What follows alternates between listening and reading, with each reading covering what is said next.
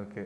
So మీరు ఒక writer and డైరెక్టర్గా మీరు ఇనిషియల్ స్టేజెస్ నుంచి చూస్తూ వచ్చిన సినిమా వేరు. అంటే మీరు అసిస్టెంట్ డైరెక్టర్గా ఉన్నప్పుడు, రైటర్గా ఉన్నప్పుడు, లేదంటే గోస్ట్ రైటర్గా ఉన్నప్పుడు ఇలాంటి చూస్తూ వచ్చిన సినిమా వేరు.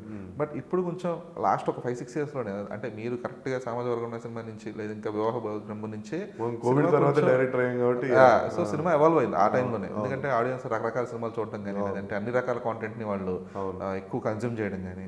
సో మీరు వర్క్ చేసిన సినిమాల ప్రాసెస్ ప్యాటర్న్కి ఇప్పుడు మీరు తీస్తున్న సినిమాల ప్యాటర్న్ డిఫరెంట్, చాలా డిఫరెన్స్ ఉంది కదా. ఏంటి ఆ డిఫరెన్స్ ఏంటి?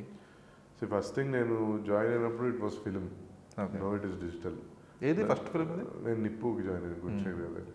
So film is very best అని అడిగితే, ఒక సెన్స్ ఆఫ్ భయంతో రెస్పాన్సిబిలిటీతో తీస్తాము. ఇప్పుడు ఏంటంటే డిజిటల్ వచ్చేసరికి ఇంకోటిది అంటున్నారు, కానీ మనం ఐఎమ్ నాట్ దట్ కైండ్. నేను అదే స్కూల్ ఇప్పటికీ ఫాలో అవుతాను, so that is happy. And content వైజ్కి వచ్చేసరికి కోవిడ్ తర్వాత పీపుల్ ఎవాల్వ్, వరల్డ్ సినిమా అందరికీ దగ్గరైంది, అన్నీ చూసేస్తున్నారు. థ్రిల్లర్స్ అయితే they are immediately guessing who did the culprit, who is the culprit అన్నట్టు. సో ఏది ఏమైనా కానీ హ్యూమన్ ఎమోషన్స్ మటుకు మారవు.